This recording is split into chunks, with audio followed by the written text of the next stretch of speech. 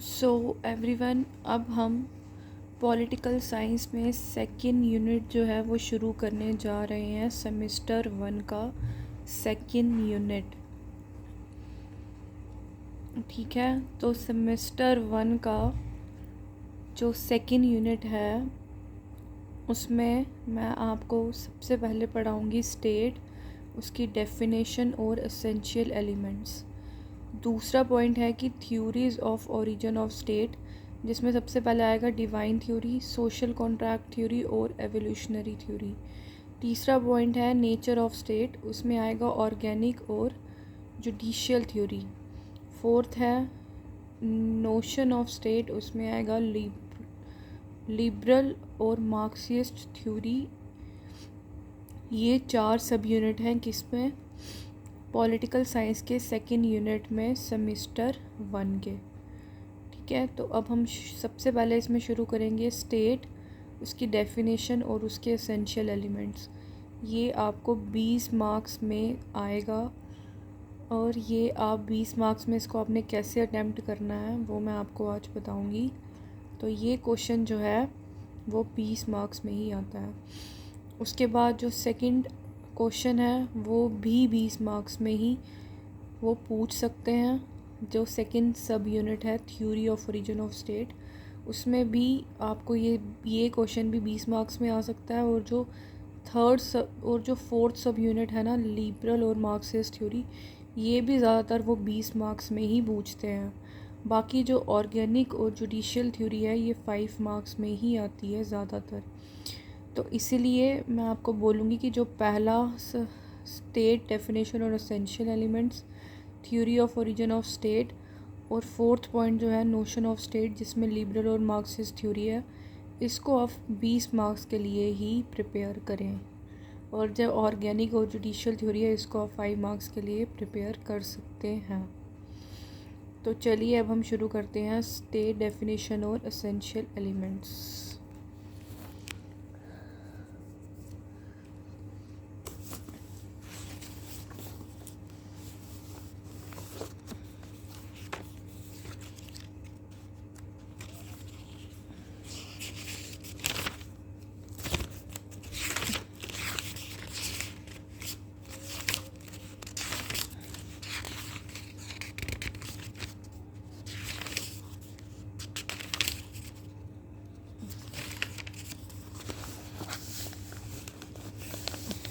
ये आ गया हमारा कि स्टेट क्या होती है। तो इसमें सबसे पहले आपने किसका इंट्रोडक्शन देना है, सबसे पहले आपने इंट्रोडक्शन देना है स्टेट का, कि स्टेट क्या है। ठीक है, तो अगर हम बात करें स्टेट के बारे में तो उसका हम यही इंट्रोडक्शन देंगे कि जो पॉलिटिकल साइंस है वो स्टेट और गवर्नमेंट के साथ डील करती है। स्टेट जो है वो एक पॉलिटिकल इंस्टीट्यूशन है और ये सबसे ग्रेटेस्ट है किसमें, ऑल ह्यूमन एसोसिएशंस में। हर एक इंडिविजुअल जो है वो मेंबर है किसका, स्टेट का। जो ग्रीक है उसने द टर्म स्टेट जो है was not known to Greeks के लिए जो स्टेट टर्म है वो नहीं जानी जाती है। वो यूज़ करते हैं वर्ड पॉलिस। क्या यूज़ करते हैं वर्ड, वो यूज़ करते हैं द वर्ड पॉलिस।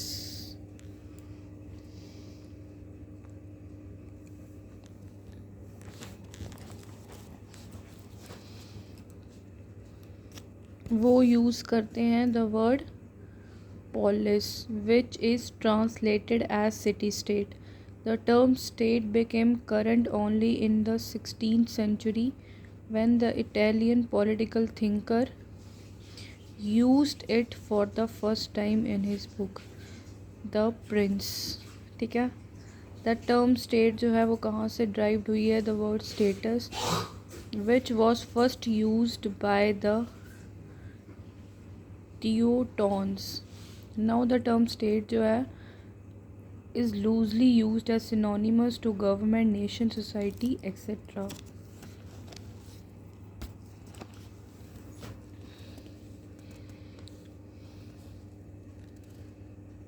ठीक है, ये पहले आपने स्टेट का इंट्रोडक्शन जो है वो यहाँ से यहाँ तक लिखना है। उसके बाद आप इसमें ये भी लिख सकते हैं कि जो टर्म स्टेट है उसको काफ़ी पॉलिटिकल थिंकर्स जो है उन्होंने अलग अलग वे में जो है वो डिफ़ाइन किया हुआ है। ठीक है, जैसे प्रोफेसर मैकलवर थे, उन्होंने कहा था कि some writers define the state as essentially a class structure, other regard as the one of the organisations and stands for the whole community. कुछ ने इंटरप्रेट किया था it as a power system, other as welfare system.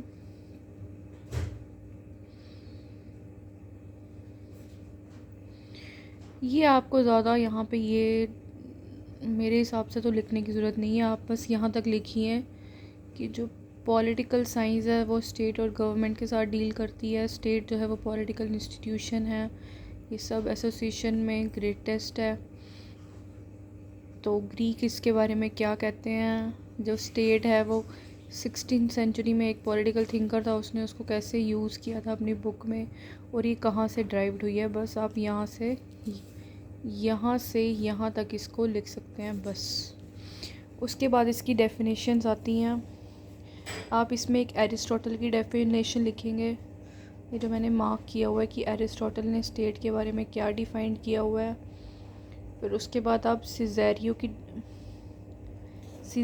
की भी definition इसमें लिख सकते हैं। इसने पॉलिटिकल साइंस के बारे में क्या बोला हुआ है, इसने स्टेट के बारे में क्या बोला हुआ है। इसमें स्टेट का पहले आपने इंट्रोडक्शन देना है, उसके बाद आपने स्टेट की डेफिनेशन के बारे में बताना है। ये जो मैंने आपको बताया, सबसे पहले एरिस्टोटल, सिज़ेरियो, उसके बाद ये बॉडिन है, इसने क्या बताया हुआ है, वुडरो विल्सन, इसकी डेफिनेशन भी आपने लिखनी है। ओपनहीम की डेफिनेशन को मैंने मार्क किया हुआ है, ये भी लिखनी है आपने। गार्नर की डेफिनेशन जो है वो भी लिखनी है आपने। उसके बाद बर्गर्स ने क्या बोला है स्टेट के बारे में, मैकलवर ने क्या बोला है और स्टीफन ने क्या बोला है। ये बर्गर ने क्या बोला है, इसकी डेफिनेशन लिखनी है, और जो स्टीफन है उसकी भी डेफिनेशन आपने इसमें मेंशन कर देनी है। और ग्रोशियस ने स्टेट के बारे में क्या बोला है, उसकी भी डेफिनेशन आप लिख सकते हो। ये जो मैंने मार्क की हुई हैं, इनकी डेफिनेशन आपने स्टेट में मेंशन कर देनी है।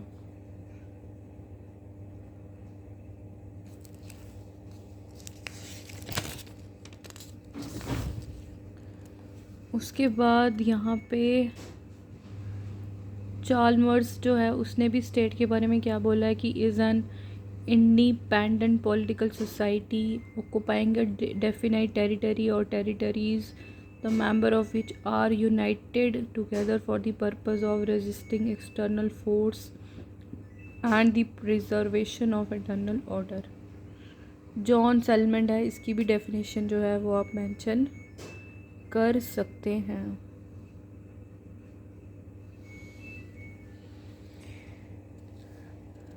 उसके बाद जो स्टेट है उसकी एसेंशियल करेक्टरिस्टिक्स आती हैं। ठीक है, उसकी एसेंशियल करेक्टरिस्टिक्स ये जो यहाँ पे दी हुई हैं, ये भी आपने स्टेट के ही पार्ट में लिखनी है। सबसे पहले आपने स्टेट के बारे में इंट्रोडक्शन देना है, फिर उसकी डेफिनेशंस जो उन्होंने कहा हुआ है वो मेंशन करनी ही करनी है। उसके बाद इसके एसेंशियल एलिमेंट्स आएंगे, वो भी आपने मेंशन करने हैं। सबसे पहले इसका एसेंशियल एलिमेंट है पॉपुलेशन। जो स्टेट है is a primarily a human institution, it must have population. We cannot conceive of state without human beings. There must be a number of families before a state can come into existence. One or two families or 200 people cannot make a state. अब ancient times की अगर हम बात करें, there was city states, और कौन सी state होती थी, ट्राइबल। जहाँ पे पॉपुलेशन जो है वो काफ़ी कम होती थी। जो फ़िलासफ़र होते थे वो मानते थे कि पॉपुलेशन जो है वो ना ज़्यादा कम होनी छोटी होनी चाहिए, ना ज़्यादा बड़ी होनी चाहिए। अब प्लेटो जो था उसने अपनी उसकी बुक थी लॉज, उसमें उसने फिक्स्ड किए थे number of citizens for an ideal state as 5040। Rousseau जो था उसका कहना था कि 10,000 पीपल जो हैं वो would be an ideal number. इसके बाद आप इसमें यहाँ से यहाँ तक भी लिख सकते हैं, there is no hard and fast rule regarding size of population. जो आजकल की मॉडर्न स्टेट है उनमें काफ़ी ज़्यादा पॉपुलेशन होती है, जैसे कि चाइना में more than 125 crore of people and India has 105 crore of population. यहाँ तक आप यहाँ पे मेंशन कर देना कि पॉपुलेशन में क्या क्या आपने लिखना है। उसके बाद यहाँ पे मैंने यहाँ से भी लिखा हुआ है कि जैसे कि सर्टेन नंबर ऑफ़ पीपल जो हैं वो सेटिस्फाई करते हैं एसेंशियल रिक्वायरमेंट ऑफ स्टेट, जैसे कि पॉपुलेशन उनकी quality upon their strength of the state depends होती है। If the people are half starved, illiterate and ignorant, they can not be regarded as asset of state. और Aristotle कहता है कि एक जो गुड सिटीज़न है मेक्स अ गुड स्टेट। और एरिस्टोटल ने इसने अपनी डेफिनेशन में कहा हुआ है कि जो एक अच्छा सिटीज़न होगा वो एक अच्छी स्टेट बनाएगा, जो बैड सिटीज़न होगा वो बैड स्टेट बनाएगा। इसमें और भी उन्होंने बोला कि जैसे पीपल जो हैं वो are of different types, citizens, इन एलियंस, माइनर्स, उनको डिवाइड किया हुआ है रिच पुअर में, एजुकेटेड हैं, अनएजुकेटेड हैं, रूल्ड हैं, मेल हैं, फीमेल हैं। पॉपुलेशन जो है उसमें definite a set for a state in earlier days when physical power was the main source। इसमें आप यहाँ तक लिख देना कि जो पीपल हैं वो अलग अलग टाइप्स के होते हैं, कुछ सिटीजन्स होते हैं, कुछ एलियंस होते हैं, कुछ माइनर्स होते हैं। उनको कैसे डिवाइड किया होता है, उसमें मेल्स आते हैं, फीमेल्स आते हैं, एजुकेटेड आते हैं, रूलर आते हैं। ये सारा आप यहाँ पे लिख सकते हैं यहाँ तक, ठीक है। ये हमारा हो गया पॉपुलेशन। दूसरा आता है टेरिटरी। अब जो टेरिटरी है वो भी एक और फिज़िकल फीचर है किसका, स्टेट का। उसमें पीपल जो हैं वो परमानेंटली रहते हैं on a definite portion of land, permanently जो है वो एक स्टेट बनाते हैं। कुछ राइटर्स जो हैं वो कहते हैं कि sir John Seeley and W.E.Hall do not regard territory as an essential element, but all the modern thinkers consider territory as an essential element of state।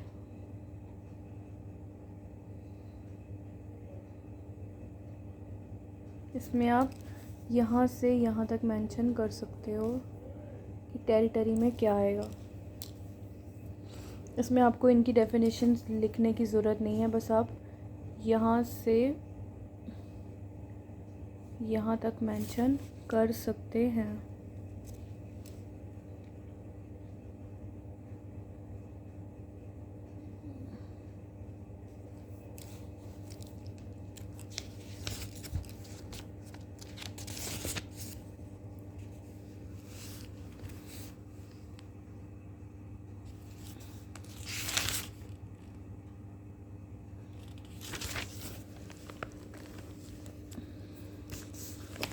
इसमें और भी आ सकता है, जैसे जो टेरिटरी है उसमें और क्या इंक्लूड होता है। ये territory includes lakes and rivers, it also includes air space, mines, not only land but also prescribe limits. ये भी आप यहाँ से लेकर यहाँ तक लिख सकते हैं।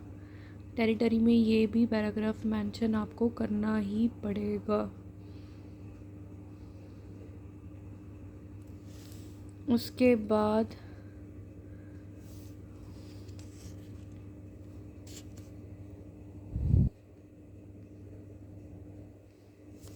बस टेरिटरी में आपने यहाँ से यहाँ तक ही लिखना है। उसके बाद थर्ड पॉइंट आएगा गवर्नमेंट। गवर्नमेंट जो है वो एक और अनदर इम्पॉर्टेंट एलिमेंट है किसका, स्टेट का। स्टेट जो है can not exist in the absence of government. Government जो है वो पॉलिटिकल ऑर्गेनाइजेशन है जो रेगुलेट करती है, कंट्रोल करती है men's activities to enable them to live together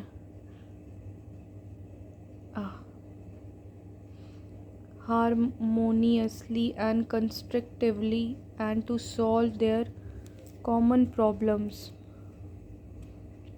more energetically and effectively। यहाँ से यहाँ तक आप मेंशन कर देना।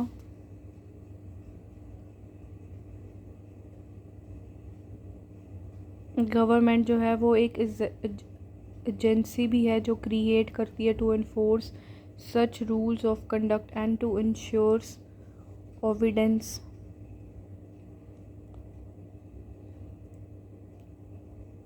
ये सारा भी आप यहाँ पे मेंशन कर सकते हो। उसके बाद ये भी आप लिख सकते हो, the government is the sum total of legislature, executive, judiciary and internal bodies which are engaged to perform some functions of the state to make the life of the people comfortable। the legislature जो है वो laws बनाता है, executive force करता है, judiciary interpret करता है laws को, ठीक है।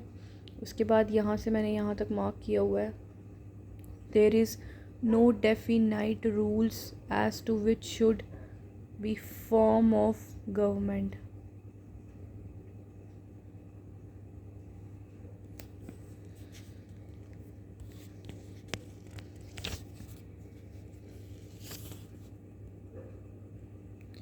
The form of government can be dictatorship or democracy, parliamentary or presidentially, but what matters is that there should be an organized agency called government to provide peace and prosperity to the people। बस आपने यहाँ तक government का लिखना है। उसके बाद आएगा सॉवरेनिटी।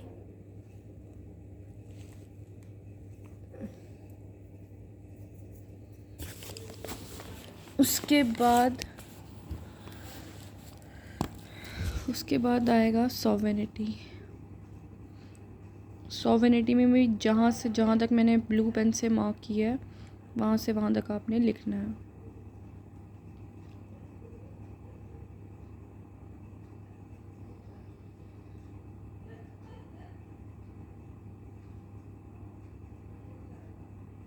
ये हमारा आ गया सॉवरेनिटी।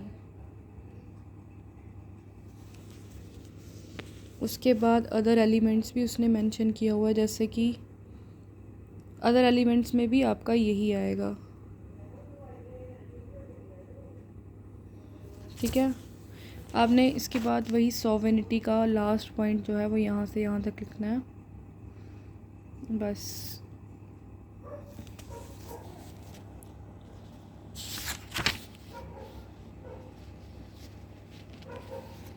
उसके बाद इंटरनेशनल रिकॉग्नाइजेशन ने क्या बोला है,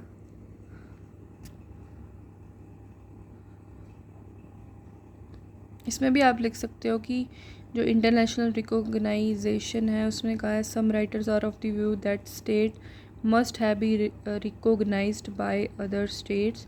the sovereignty of state will have due value when it is recognised by other states. Securing membership in the UNO is also a part of this aspect.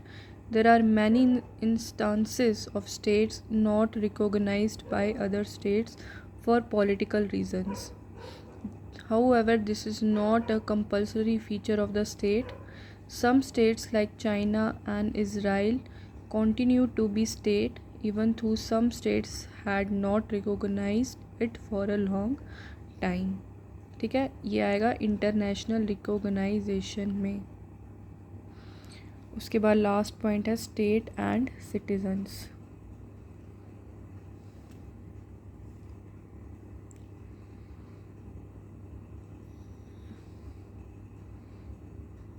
ये भी आपने इसमें मेंशन करना है स्टेट और सिटीजन्स का।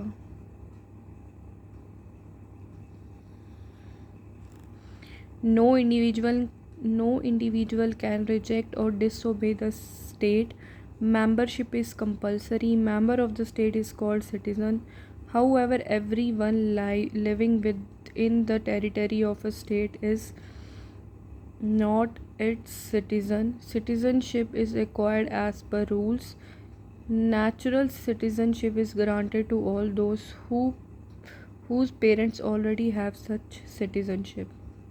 There are some states which recognized those born within the territory and its citizens even when the parents are not its citizens. Then one can always ask for the citizenship of the state, which can be granted as the discretion of state. In every state there is always a part of the population who are not a citizens. जैसे diplomats जो होते हैं from various countries are not citizens of the state. Everyone living in the territory, the citizens as well as the aliens, have certain expectations from the state, for example safety, but citizens can demand many other facilities from the state. The state protects the rights granted to them by the constitution of the state. Some rights may be applicable to citizens only and some rights to all the people living in the state. Citizens have to perform their duties to allow the state to perform its functions. बस यहाँ तक आपने state और citizens का लिखना है. यहाँ पे हमारा ये कंप्लीट होता है पहला सब यूनिट किसका, पॉलिटिकल साइंस का सेकंड यूनिट का पहला सब यूनिट स्टेट, उसकी डेफिनेशंस और उसके एसेंशियल एलिमेंट्स.